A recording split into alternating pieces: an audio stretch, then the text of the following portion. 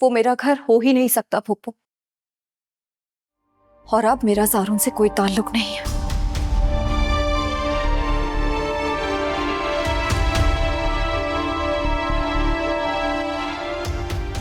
इसलिए मैं उस घर में कभी वापस नहीं जाऊंगी फूफू। देखो ना, मियाँ बीवी में छोटी मोटी ऊंच नीच तो होती रहती है ना।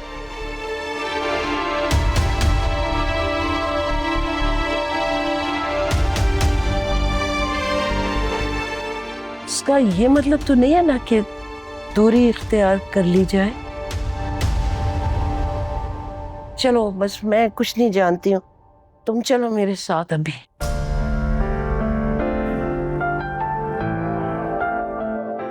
फूफू प्लीज, आप मुझे जानती है ना, आप मुझे समझती हैं।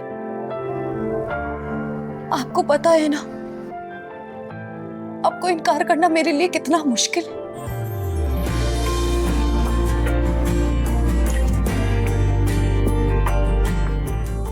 हमारा ताल्लुक कभी नहीं टूटेगा। आप हमेशा मुझसे मिलने आ सकती हैं। आप ज़यान और ज़ैन से भी मिलने आ सकती हैं मेरे पास।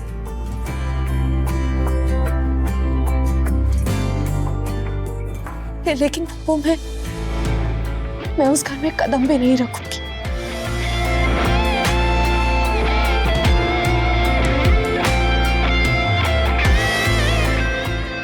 जहां मेरे किरदार को मशकूक समझकर मेरी बेइज्जती की गई हो।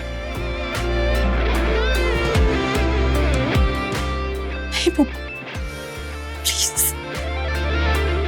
शफा बीबी, गाड़ी आ गई है और मैंने सामान भी रख दिया है। ठीक है, मैं आ रही। ये ले।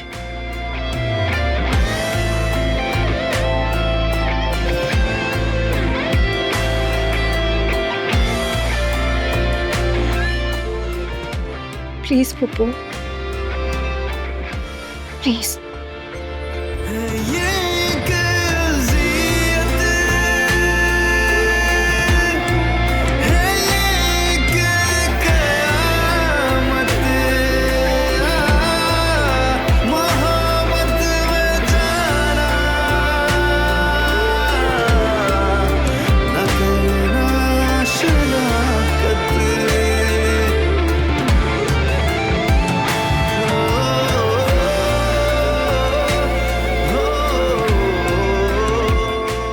अम्मी, आपके अपॉइंटमेंट का टाइम हो रहा है, वहां चलना है। मैं तो भूल ही गई हूँ बेटा। जी।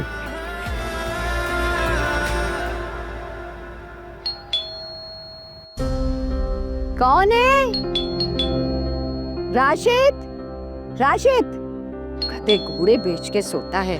तौफीक नहीं कि उठ के देख ले कि कौन आया। नहीं, सब कुछ मैंने करना है। अरे भाई आ रही हूँ, आ रही हूँ। कोई है? कोई है? प्लीज दरवाजा खोलो। कौन है? आ रही हूँ भाई। दरवाजा तोड़ दे। आ रही हूँ, आ रही हूँ, आ रही। क्या है?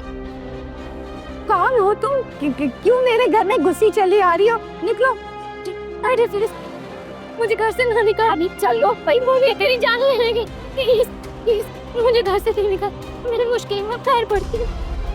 प्लीज दरवाजा मत खोलो। दरवाजा मत खोलो। आपके हाथ जोड़ती हूँ। वो अभी भी वही जंगली में हूँ। अच्छा, इससे परेशान ना हो। अब चलो अंदर, अंदर चलो। आपका ये आसान जिंदगी भर नहीं भूल पाऊं।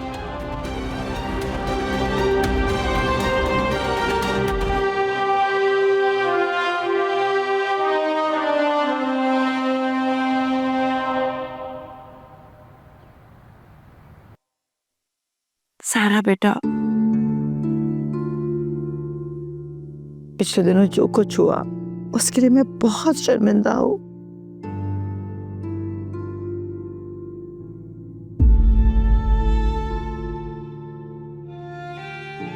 सच्चाई को जाने बगैर मैंने बहुत साथ थी कि तुम्हारे साथ।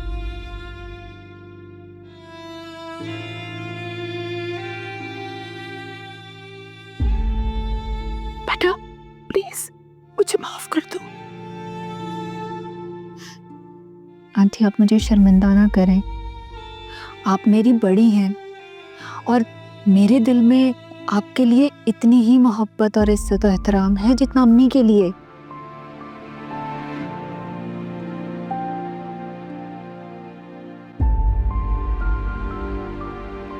आपको माफी मांगने की कोई जरूरत नहीं।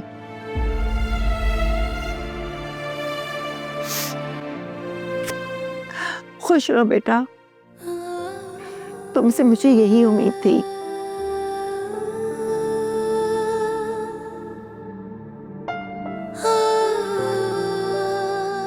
अज़रा ने तुम्हारी बहुत अच्छी तरबियत की है, मुझसे कमी रह गई।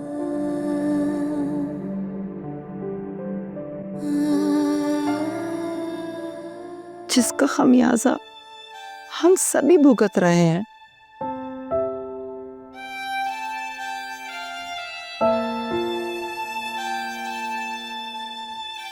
सारुण बेटा, मुझे अंदाजा है माहम ने तुम्हारे ज़ब्त को हर तरह से आजमाया है। गलती मेरी है मोहब्बत में जज्बाती होकर सच्चाई जाने बगैर मैंने उसे सपोर्ट किया। आंटी आप अपनी बेटी से मोहब्बत करती हैं ना, बहुत अच्छी बात है, करनी चाहिए, लेकिन मोहब्बत का मतलब ये नहीं होता कि उसकी हर गलती पर पर्दा डाल दिया जाए।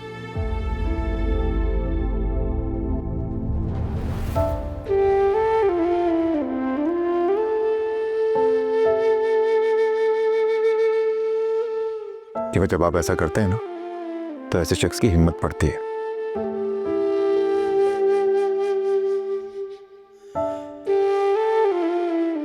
और वो अपने फायदे के लिए किसी को भी नुकसान पहुंचाने से पीछे नहीं हटता।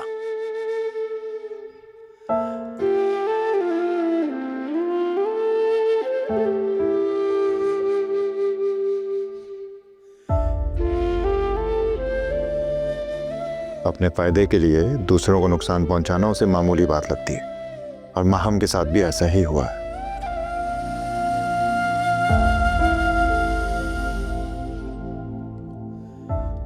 सारुण बेटा, मैं तुमसे बहुत शर्मिंदा हूं।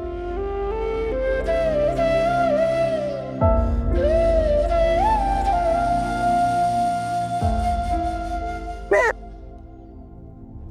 आप लोगों के आगे हाथ जोड़ती हूँ।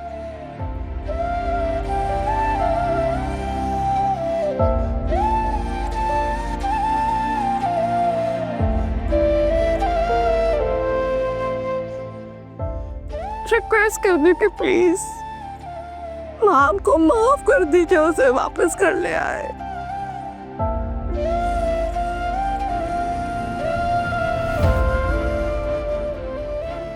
वो हमसे बहुत मोहब्बत करती है बेटा, वो तुमसे बहुत मोहब्बत करती है, तुम्हारा घर मर जाएगी वो।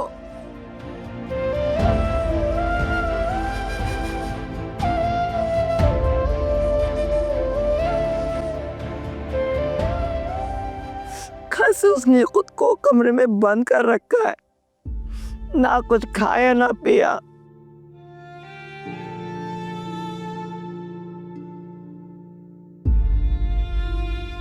उसकी हालत बिगड़ती जा रही है दिन ब दिन। उसकी इस हालत की जिम्मेदार आप हैं आंटी।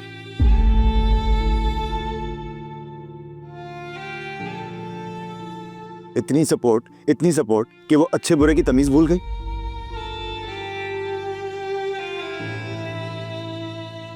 जो उसके दिल में आया वो करती चली गई, खुद को तो नुकसान पहुंचाया ही, हमें भी परेशान किया।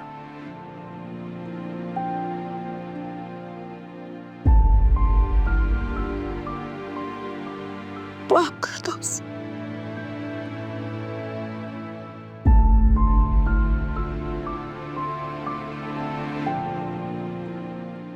वो मर जाएगी तुम्हारे बगैर। अब ये सब मत करें आंटी,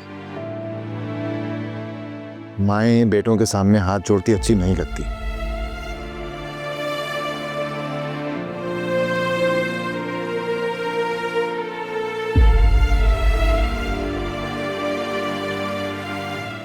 ठीक है, ठीक है, इस बार मैं आपकी वजह से उसे माफ कर देता हूं।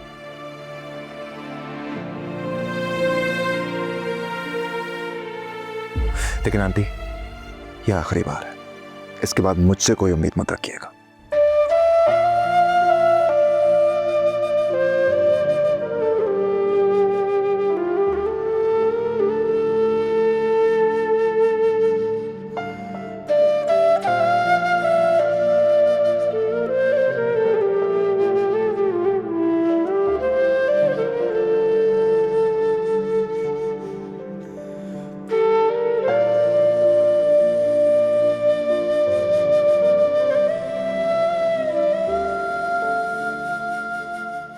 बेटा चुप हो जाओ बस।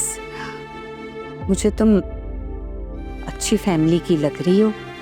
अब तुम बिल्कुल महफूज हाथ में हो। जो कुछ हुआ है तुम्हारे साथ मुझे खुल के बताओ। तुम अकेली घर से क्यों निकली हो? तुम्हारे पेरेंट्स कहाँ हैं? मेरे बाबा एक बिजनेसमैन थे और मैं उनकी इकलौती औलाद।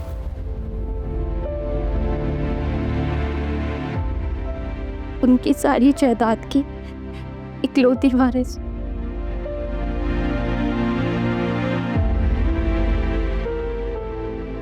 कुछ महीने पहले मेरे बाबा और मामा की एक कार एक्सीडेंट में डेथ हो गई। ओहो बेटा, बहुत अफसोस हुआ ये सुन के। मामा बाबा के जाने के बाद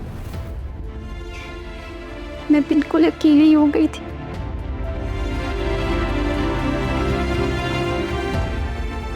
ताया वो अपनी पूरी फैमिली के साथ मेरे साथ आके रहने लगे।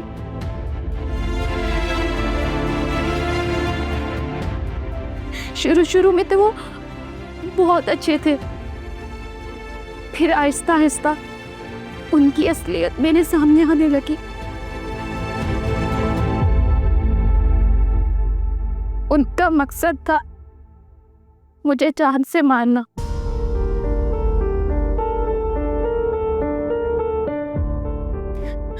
और मेरी सारी जायदाद पे कब्जा करना।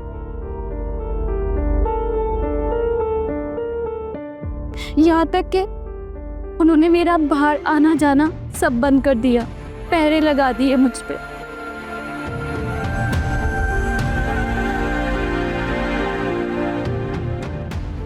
कि कहीं मैं उनकी असलियत किसी को बता ना दूं या उनके चुंगल से जिंदा ना बच जाऊं।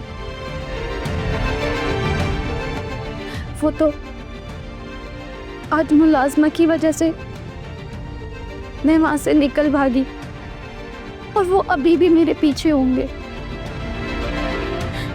शुक्र है सुबह आपने मुझे पनाह दी, वरना लावारसों की तरह मेरी लाश के सुनसान इलाके में बेयारो मददगार पड़ी होती।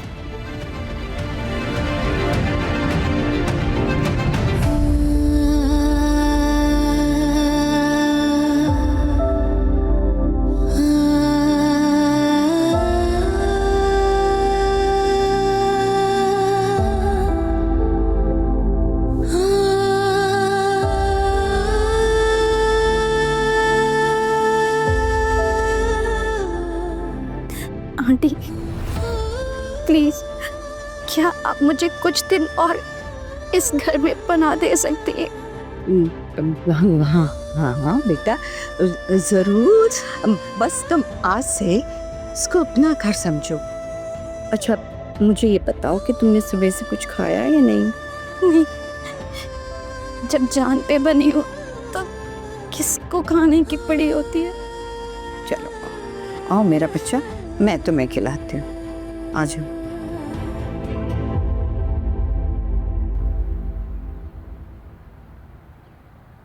वेलकम बैक ज़ारा भाभी। वैसे यकीन करो इस घर की रौनक तुम्हारी वजह से।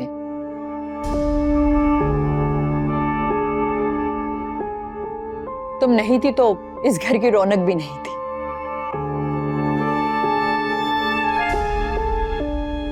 या अल्लाह, ये आज मुझ पर इतनी मेहरबान क्यों हो रही है? इनके गुस्से से ज्यादा इनके प्यार से डर लगता है। घर में सब कैसे हैं? और अम्मी जान, उनकी तबीयत कुछ बेहतर हुई? सब ठीक है, अम्मी की तबीयत भी बेहतर है। अब तो रेगुलरली थेरेपिस्ट के पास जाती हैं और स्पीच थेरेपी भी ले रही हैं।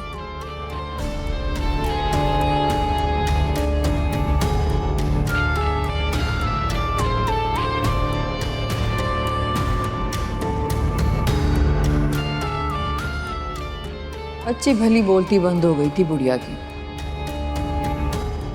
अब फिर दिन रात उनकी चकचक सुननी पड़ेगी।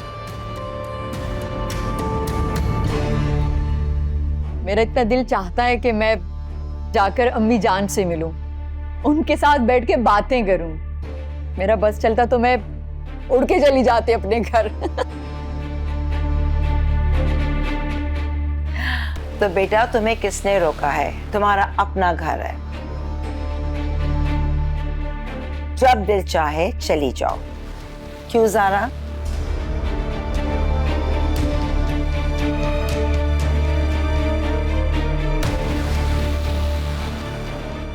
जी आंटी, ठीक कह रही हैं आप।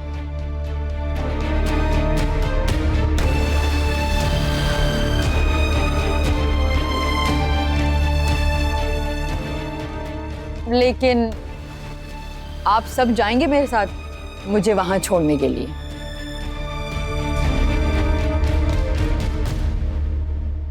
अच्छा अच्छा, हम सब तुम्हारे साथ चलेंगे, ठीक है?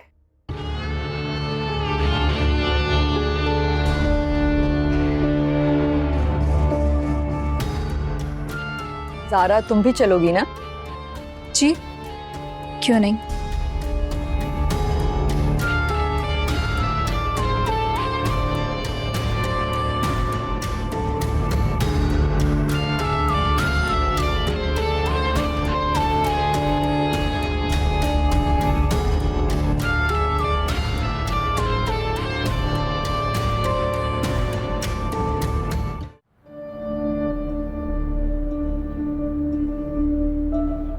वही हुआ ना बेटा, जिसका मुझे डर था, उसने आने से इनकार कर दिया।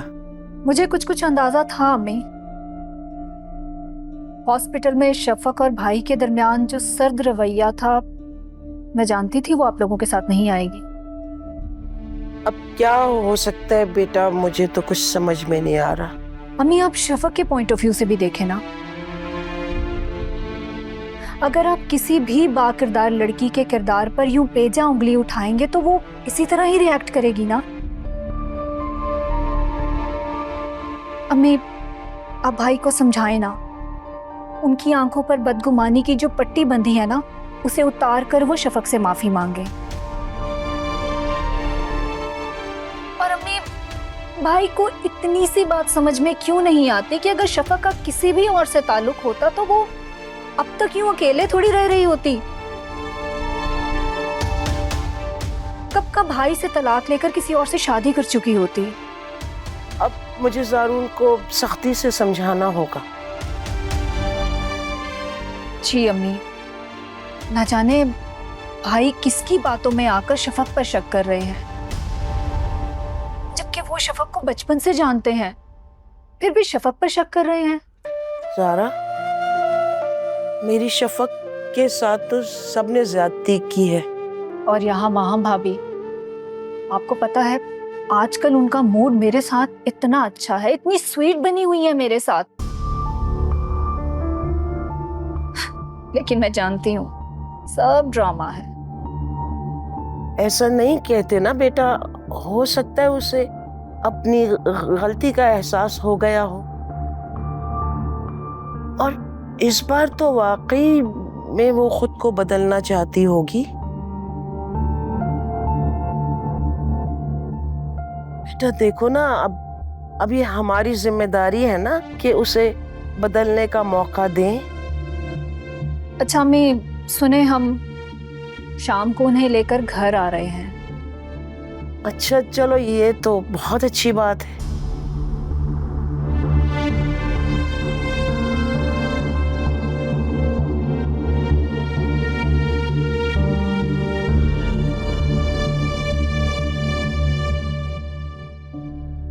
कहाँ गए थे तुम रमीज? तुम्हें मैंने इतनी कॉल्स की, इतने मैसेजेस किए, पर मजाल है कि तुमने मेरे एक भी मैसेज का जवाब दिया हो। और मुझे देखो, तुम्हारे एक बार बुलाने पर यूं फौरन चली आई। बस यही तुम्हारी बात मुझे सबसे अच्छी लगती है लाइबा। तुम बाकी लड़कियों से बहुत मुख्तलिफ हो, छोटी छोटी बातों के पतंगड़ नहीं बनाती, समझती हो तुम मुझे। अगर इतनी अच्छी लगती हूँ मैं तुम्हें, तो खुद से निकाह क्यों नहीं कर लेते?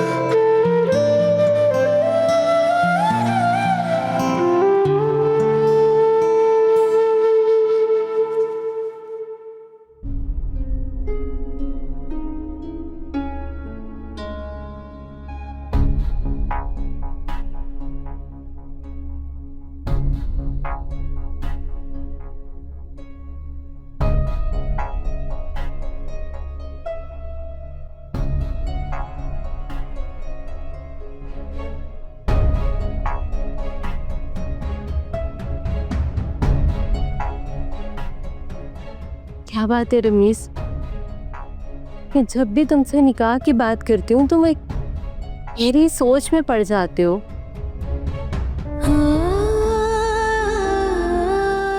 तुम्हारी माँ बहुत बदनसीब है बेटा,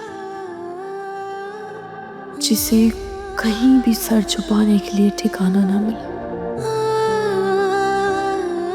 ना किसी की मोहब्बत मिली और ना ही किसी ने मेरी मोहब्बत और वफा की कदर की। कोई मुझे समझ नहीं पाया, सब ने मेरी वफा और मोहब्बत के बदले सिर्फ ज़हनी अज़ियत थी। यहाँ तक के ज़ारून भी, जिस पर मैं सबसे ज़्यादा भरोसा करती थी, उसने भी मेरी मोहब्बत और मेरे खुलूस को बेदर्दी से मेरे मुंह पे दे मारा।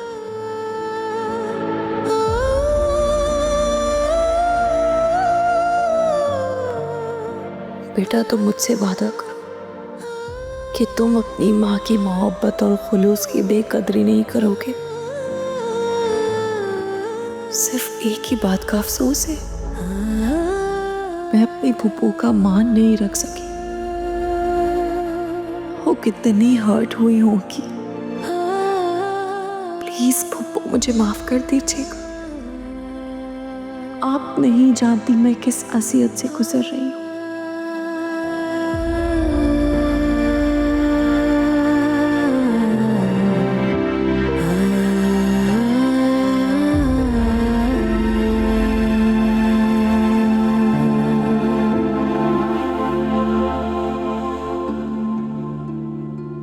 बेटा आज महम घर आ रही है। जी अम्मी। और अगर तुमने उसको माफ ही कर दिया है ना, तो अपने दिल को भी उसकी तरफ से साफ कर दो।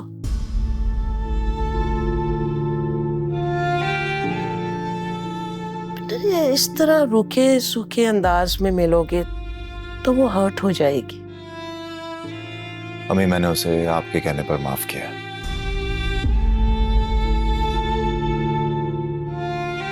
वो घर आकर रहना चाहती है, रहे, मैं मना नहीं करूंगा, लेकिन मेरे दिल में अब उसके लिए कोई जगह नहीं। उतर चुकी है मेरे दिल से। एंड आई एम सॉरी, लेकिन अब मैं आपसे कोई वादा नहीं कर सकता, मुझे माफ कीजिए।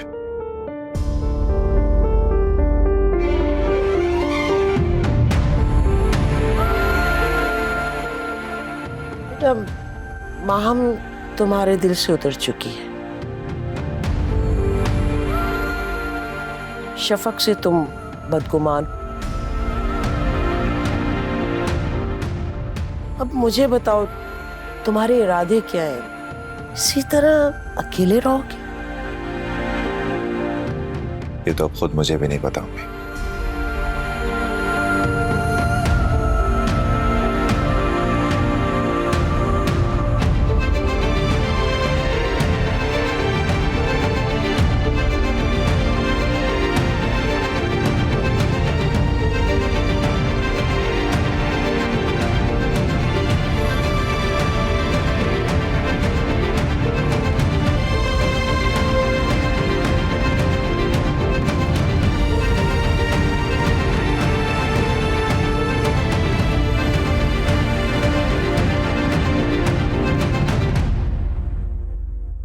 मिस प्लीज मुझसे निकाह कर लो। मैं वादा करती हूँ कि मैं हमारे निकाह के बारे में किसी को नहीं बताऊंगी। लाइबा, मैं भी अपने पर्सनल इश्यूज में बहुत बुरी तरह फंसा हुआ। मेरे पास सांस देने तक को टाइम है। बाजी हॉस्पिटल में एडमिट है। ये कंडीशन बहुत क्रिटिकल है यार। मेरे और अम्मी की दिन रात चक्कर लग रहे हैं हॉस्पिटल में।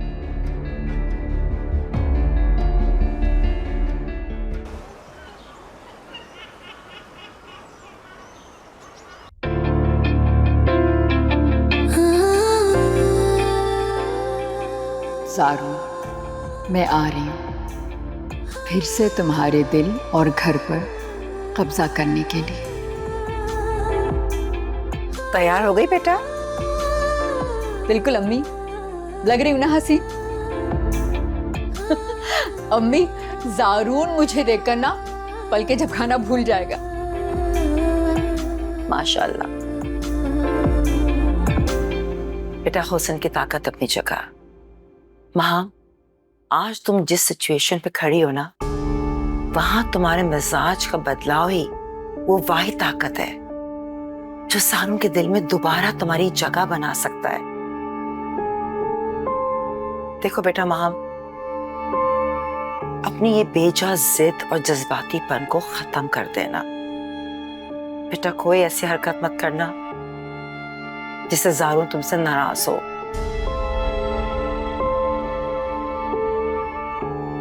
बेटा,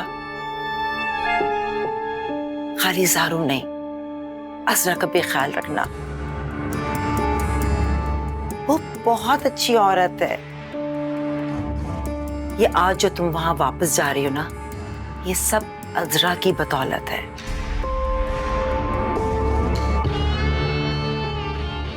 अच्छी तरह से जानती हूँ कि वो कितनी अच्छी है। अपने बेटे को अपनी उंगली के इशारों पर नचाने वाली जालिम औरत है वो। असरा की इज्जत करना। पता है माँ, तुम असरा की इज्जत करोगी ना तो फिर तुम देखना ज़ारून कैसे तुम्हारी कदर करेगा।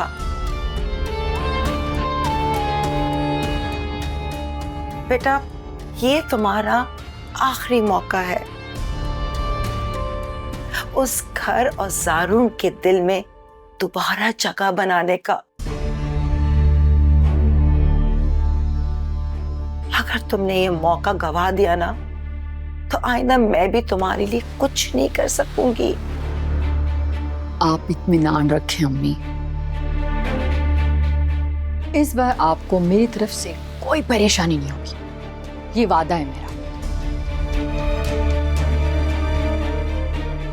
अब मैं बहुत संभल कर चलूंगी। आप तो जानती हैं मैं ज़ारून से कितनी मोहब्बत करती हूँ और उसको गंवाने को तो मैं सोच भी नहीं सकती। और अब तो मैं ऐसा कोई काम नहीं करूंगी जिससे ज़ारून या उसकी अम्मी खफा हो मुझसे।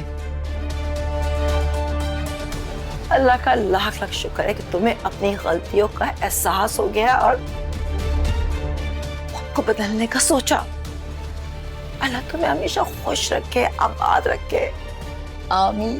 मेरा बच्चा बस खुश रहो हमेशा।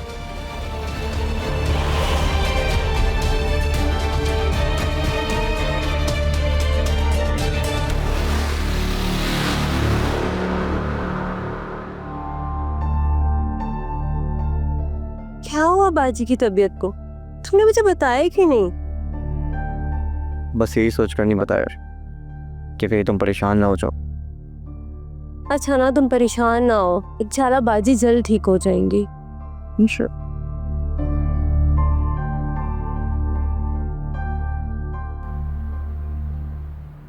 क्या? हाँ राशिद, वो लड़की तो कानून का खजाना है जो खुद चल के हमारे घर आया है।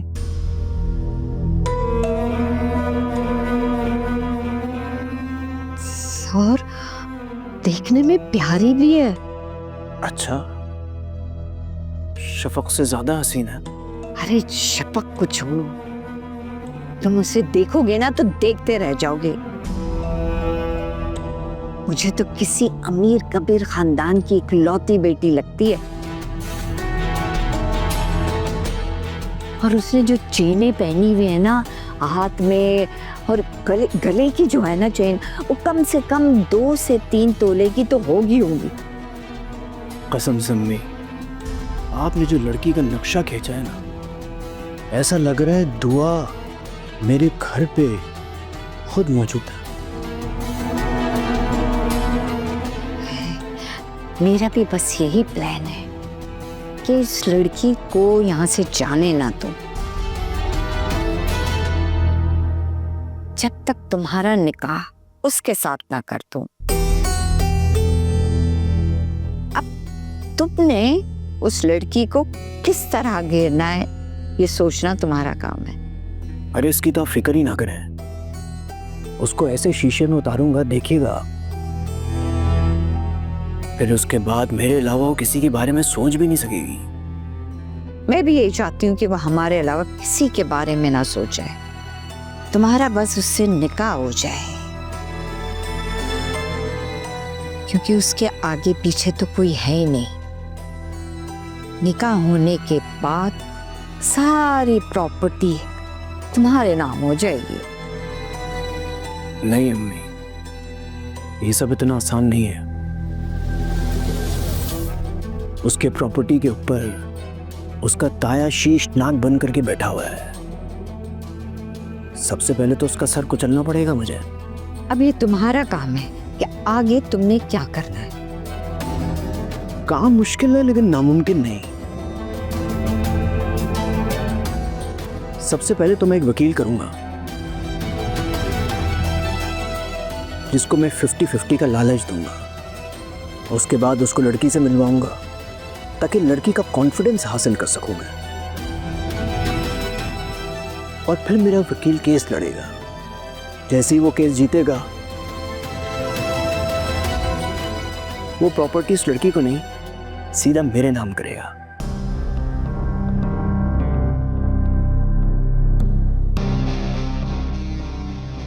ये हुई ना बात राशिद। अब बची वो लड़की, तो उसे तलाक दे दूंगा। आहिस्ता बोलो। अगर वो सुन लेगी ना तो बना बनाया काम बिगड़ जाएगा। पहले भी इस हरकत की वजह से शफक हमारे हाथ से निकल गई थी। कहाँ है वो? अभी खाना खिला के इसको सुला दिया मैंने। सुबह उससे मिल लेना। राशिद, अपनी इम्प्रेशन उस पर ऐसा डालना ना, तुम अपनी पर्सनालिटी बहुत सोबर और दबदबे वाली रखना ताकि वो तुम्हें संजीदा ले। ये आप मुझ पे छोड़ दीजिए। आपके बेटे को अच्छी तरह से पता है कि लड़की को जाल में कैसे फंसाना है। ये सारी बातें मैं कुदरती तौर पे जानता हूँ। देखिएगा